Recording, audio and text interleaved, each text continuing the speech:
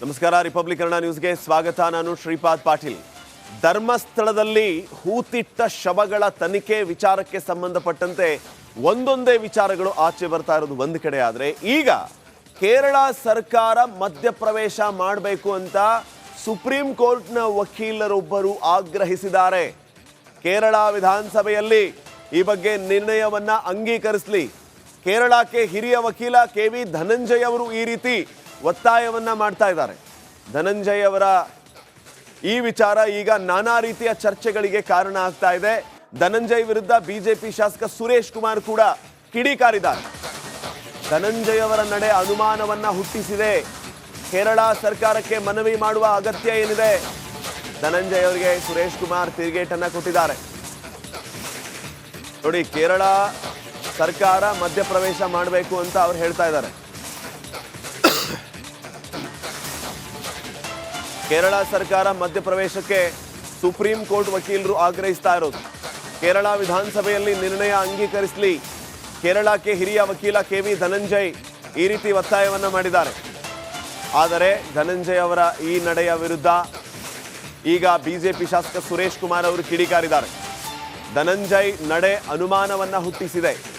ಕೇರಳ ಸರ್ಕಾರಕ್ಕೆ ಮನವಿ ಮಾಡುವ ಅಗತ್ಯ ಏನು ಅಂತ ಅವರು ಪ್ರಶ್ನೆ ಮಾಡಿದ್ದಾರೆ. ಧನಂಜಯ್ಗೆ ಸುರೇಶ್ ಕುಮಾರ್ ಈ ರೀತಿ ತಿರುಗೇಟನ್ನ ಕೊಟ್ಟಿದ್ದಾರೆ.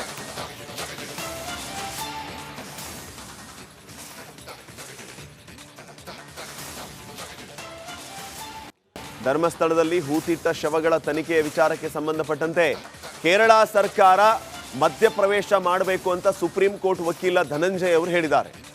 ಆದರೆ ಕೇರಳ ಸರ್ಕಾರದ ಮಧ್ಯಪ್ರವೇಶ ಯಾಕೆ, ಅದರ ಅಗತ್ಯ ಏನು ಅನ್ನುವಂತಹ ಪ್ರಶ್ನೆಯನ್ನ ಈಗ ಮಾಡಲಾಗ್ತಾ ಇದೆ. ಅದು ಸಹಜ ಕೂಡ.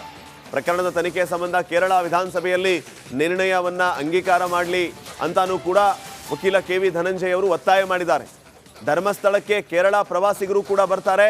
ಅಲ್ಲಿ ಹೂತು ಹಾಕಲ್ಪಟ್ಟವರ ಪೈಕಿ ಕೇರಳದವರು ಕೂಡ ಇರಬಹುದು. ಹೀಗಾಗಿ ಈ ತನಿಖೆಯಲ್ಲಿ ಕೇರಳ ಸರ್ಕಾರ ಭಾಗಿಯಾಗಬೇಕು ಅನ್ನುವಂಥದ್ದು ಇವರ ವಾದ. ಸುಪ್ರೀಂ ಕೋರ್ಟ್ ಸಂಪರ್ಕಿಸಬೇಕು ಕೇರಳ ಸರ್ಕಾರ. ಇದರಲ್ಲಿ ಯಾವುದೇ ರೀತಿಯ ವಿಳಂಬ ಮಾಡಬಾರದು. ಪ್ರಕರಣದ ಗಂಭೀರತೆಯನ್ನ ಕೇರಳ ಸರ್ಕಾರ ಅರಿಯಬೇಕು. ಪತ್ರಿಕಾ ಹೇಳಿಕೆಯಲ್ಲಿ ಹಿರಿಯ ವಕೀಲ ಕೆ.ವಿ. ಧನಂಜಯ್ ಈ ರೀತಿ ಆಗ್ರಹಿಸಿದ್ದಾರೆ.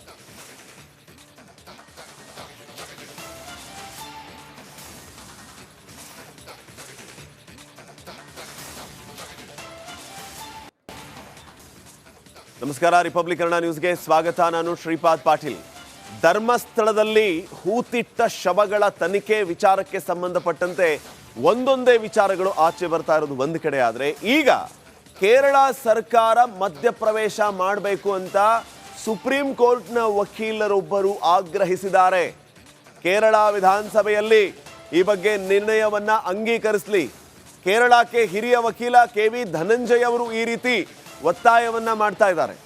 ಧನಂಜಯ್ ಅವರ ಈ ವಿಚಾರ ಈಗ ನಾನಾ ರೀತಿಯ ಚರ್ಚೆಗಳಿಗೆ ಕಾರಣ ಆಗ್ತಾ ಇದೆ. ಧನಂಜಯ್ ವಿರುದ್ಧ ಬಿಜೆಪಿ ಶಾಸಕ ಸುರೇಶ್ ಕುಮಾರ್ ಕೂಡ ಕಿಡಿಕಾರಿದ್ದಾರೆ. ಧನಂಜಯ್ ಅವರ ನಡೆ ಅನುಮಾನವನ್ನ ಹುಟ್ಟಿಸಿದೆ. ಕೇರಳ ಸರ್ಕಾರಕ್ಕೆ ಮನವಿ ಮಾಡುವ ಅಗತ್ಯ ಏನಿದೆ? ಧನಂಜಯ್ ಅವರಿಗೆ ಸುರೇಶ್ ಕುಮಾರ್ ತಿರುಗೇಟನ್ನ ಕೊಟ್ಟಿದ್ದಾರೆ. ನೋಡಿ, ಕೇರಳ ಸರ್ಕಾರ ಮಧ್ಯಪ್ರವೇಶ ಮಾಡಬೇಕು ಅಂತ ಅವ್ರು ಹೇಳ್ತಾ ಇದ್ದಾರೆ. ಕೇರಳ ಸರ್ಕಾರ ಮಧ್ಯಪ್ರವೇಶಕ್ಕೆ ಸುಪ್ರೀಂ ಕೋರ್ಟ್ ವಕೀಲರು ಆಗ್ರಹಿಸ್ತಾ ಇರೋದು. ಕೇರಳ ವಿಧಾನಸಭೆಯಲ್ಲಿ ನಿರ್ಣಯ ಅಂಗೀಕರಿಸಲಿ. ಕೇರಳಕ್ಕೆ ಹಿರಿಯ ವಕೀಲ ಕೆ.ವಿ. ಧನಂಜಯ್ ಈ ರೀತಿ ಒತ್ತಾಯವನ್ನ ಮಾಡಿದ್ದಾರೆ. ಆದರೆ ಧನಂಜಯ್ ಅವರ ಈ ನಡೆಯ ವಿರುದ್ಧ ಈಗ ಬಿಜೆಪಿ ಶಾಸಕ ಸುರೇಶ್ ಕುಮಾರ್ ಅವರು ಕಿಡಿಕಾರಿದ್ದಾರೆ. ಧನಂಜಯ್ ನಡೆ ಅನುಮಾನವನ್ನ ಹುಟ್ಟಿಸಿದೆ. ಕೇರಳ ಸರ್ಕಾರಕ್ಕೆ ಮನವಿ ಮಾಡುವ ಅಗತ್ಯ ಏನು ಅಂತ ಅವರು ಪ್ರಶ್ನೆ ಮಾಡಿದ್ದಾರೆ. ಧನಂಜಯ್ಗೆ ಸುರೇಶ್ ಕುಮಾರ್ ಈ ರೀತಿ ತಿರುಗೇಟನ್ನ ಕೊಟ್ಟಿದ್ದಾರೆ.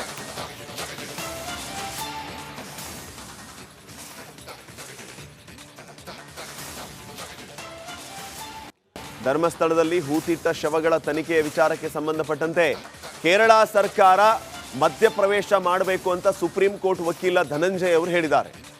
ಆದರೆ ಕೇರಳ ಸರ್ಕಾರದ ಮಧ್ಯಪ್ರವೇಶ ಯಾಕೆ, ಅದರ ಅಗತ್ಯ ಏನು ಅನ್ನುವಂತಹ ಪ್ರಶ್ನೆಯನ್ನ ಈಗ ಮಾಡಲಾಗ್ತಾ ಇದೆ. ಅದು ಸಹಜ ಕೂಡ. ಪ್ರಕರಣದ ತನಿಖೆ ಸಂಬಂಧ ಕೇರಳ ವಿಧಾನಸಭೆಯಲ್ಲಿ ನಿರ್ಣಯವನ್ನ ಅಂಗೀಕಾರ ಮಾಡಲಿ ಅಂತಾನೂ ಕೂಡ ವಕೀಲ ಕೆ.ವಿ. ಧನಂಜಯ್ ಅವರು ಒತ್ತಾಯ ಮಾಡಿದ್ದಾರೆ. ಧರ್ಮಸ್ಥಳಕ್ಕೆ ಕೇರಳ ಪ್ರವಾಸಿಗರು ಕೂಡ ಬರ್ತಾರೆ.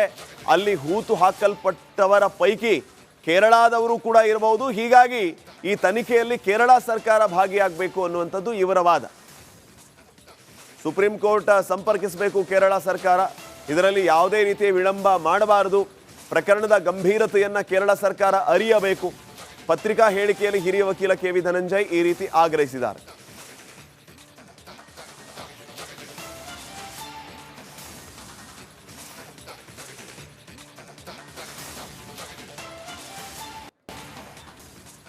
ನಮಸ್ಕಾರ, ರಿಪಬ್ಲಿಕ್ ಕನ್ನಡ ನ್ಯೂಸ್ಗೆ ಸ್ವಾಗತ. ನಾನು ಶ್ರೀಪಾದ್ ಪಾಟೀಲ್.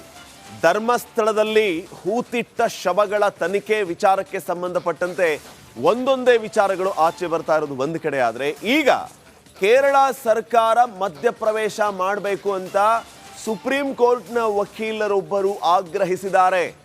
ಕೇರಳ ವಿಧಾನಸಭೆಯಲ್ಲಿ ಈ ಬಗ್ಗೆ ನಿರ್ಣಯವನ್ನ ಅಂಗೀಕರಿಸಲಿ. ಕೇರಳಕ್ಕೆ ಹಿರಿಯ ವಕೀಲ ಕೆ ವಿ ಧನಂಜಯ್ ಅವರು ಈ ರೀತಿ ಒತ್ತಾಯವನ್ನ ಮಾಡ್ತಾ ಇದ್ದಾರೆ. ಧನಂಜಯ್ ಅವರ ಈ ವಿಚಾರ ಈಗ ನಾನಾ ರೀತಿಯ ಚರ್ಚೆಗಳಿಗೆ ಕಾರಣ ಆಗ್ತಾ ಇದೆ. ಧನಂಜಯ್ ವಿರುದ್ಧ ಬಿಜೆಪಿ ಶಾಸಕ ಸುರೇಶ್ ಕುಮಾರ್ ಕೂಡ ಕಿಡಿಕಾರಿದ್ದಾರೆ. ಧನಂಜಯ್ ಅವರ ನಡೆ ಅನುಮಾನವನ್ನ ಹುಟ್ಟಿಸಿದೆ. ಕೇರಳ ಸರ್ಕಾರಕ್ಕೆ ಮನವಿ ಮಾಡುವ ಅಗತ್ಯ ಏನಿದೆ? ಧನಂಜಯ್ ಅವರಿಗೆ ಸುರೇಶ್ ಕುಮಾರ್ ತಿರುಗೇಟನ್ನ ಕೊಟ್ಟಿದ್ದಾರೆ. ನೋಡಿ, ಕೇರಳ ಸರ್ಕಾರ ಮಧ್ಯಪ್ರವೇಶ ಮಾಡಬೇಕು ಅಂತ ಅವ್ರು ಹೇಳ್ತಾ ಇದ್ದಾರೆ. ಕೇರಳ ಸರ್ಕಾರ ಮಧ್ಯಪ್ರವೇಶಕ್ಕೆ ಸುಪ್ರೀಂ ಕೋರ್ಟ್ ವಕೀಲರು ಆಗ್ರಹಿಸ್ತಾ ಇರೋದು. ಕೇರಳ ವಿಧಾನಸಭೆಯಲ್ಲಿ ನಿರ್ಣಯ ಅಂಗೀಕರಿಸಲಿ. ಕೇರಳಕ್ಕೆ ಹಿರಿಯ ವಕೀಲ ಕೆ ವಿ ಧನಂಜಯ್ ಈ ರೀತಿ ಒತ್ತಾಯವನ್ನ ಮಾಡಿದ್ದಾರೆ. ಆದರೆ ಧನಂಜಯ್ ಅವರ ಈ ನಡೆಯ ವಿರುದ್ಧ ಈಗ ಬಿಜೆಪಿ ಶಾಸಕ ಸುರೇಶ್ ಕುಮಾರ್ ಅವರು ಕಿಡಿಕಾರಿದ್ದಾರೆ. ಧನಂಜಯ್ ನಡೆ ಅನುಮಾನವನ್ನ ಹುಟ್ಟಿಸಿದೆ. ಕೇರಳ ಸರ್ಕಾರಕ್ಕೆ ಮನವಿ ಮಾಡುವ ಅಗತ್ಯ ಏನು ಅಂತ ಅವರು ಪ್ರಶ್ನೆ ಮಾಡಿದ್ದಾರೆ. ಧನಂಜಯ್ಗೆ ಸುರೇಶ್ ಕುಮಾರ್ ಈ ರೀತಿ ತಿರುಗೇಟನ್ನ ಕೊಟ್ಟಿದ್ದಾರೆ.